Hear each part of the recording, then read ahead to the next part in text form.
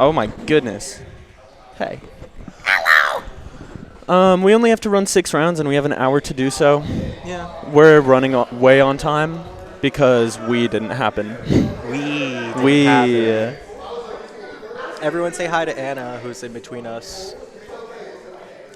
Unfortunate how we don't have 3 headsets. Huh? Unfortunate how we don't have. Imagine like 4 or 5 people crowded around this setup casting. That would be a lot. Yeah. That would be a lot of people. You know what I've thought about for Southbound? We could radio in commentators. It's not the same. It's not the same, but like... I've worked at events where they've done that, and there's just no aura. There's no aura? I like the whole... All right, so... I would be down for 1 round of it for Double Dash because I know for a fact the best player in the world would be down. I'll let you do that for Double Dash, but this is some Georgia Mario Kart lore for everyone watching on stream. The whole... I won't guess. But basically, my whole thing about starting to run LANs in the first place was like having in-person events to kind of like facilitate that like in-person like local community. And so I feel like even if it is for a bigger event, low-key, I feel like having casters radio in like just kind of doesn't really mesh with that kind of vibe. Mm-hmm. But, you know, best player in the world, I mean... Well, especially for Tristan, the one game... Tristan Carter. I mean, especially for the one game that we don't have a LAN for. I mean, that I wouldn't really be running. Like, that's your call, I'd say. Maybe. Tristan, if you're down. If you're Georgia down, Mario Kart Double Dash over here. If you want to commentate a little bit, I would radio you in. Yeah, you can phone it in. Yeah. All right, so what are we looking at here? Because you know I don't really know this game. We are looking at Guyfry on the bottom screen here and Caster on the top. Caster, low-key, knows a bit of meta. Caster, I think, only entered Double Dash today. Showed up, sat down, ready to play, locked in. And he's pretty good at some of the base mechanics. Definitely getting knowledge checked, like on DK Mountain. Like that, I won because of just game knowledge. But that's not necessarily a bad thing, especially when playing Guyfry, because Guyfry does function a lot on fundamentals rather than game knowledge. But he has picked up a lot of game knowledge, especially compared to other players. Good to know. Yeah. I know this is a different format from what we usually run, so how have the matches been before I got here? Well, there were 2, and you walked in during the second one, which was me. Which I also did not finish watching. So. Yeah.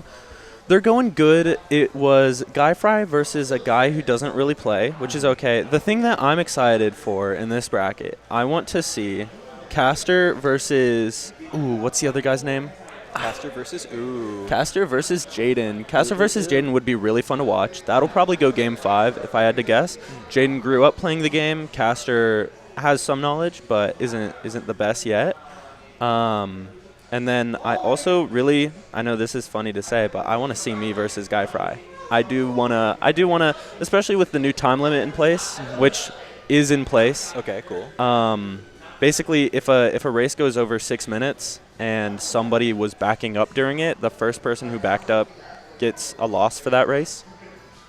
Okay.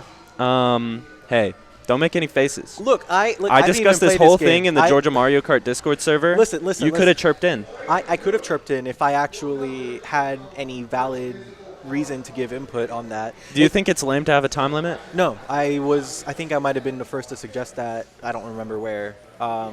At some point. I don't know. That's the first idea I had when that problem was discussed. But discuss it. We're on commentary. We've got free reign. True.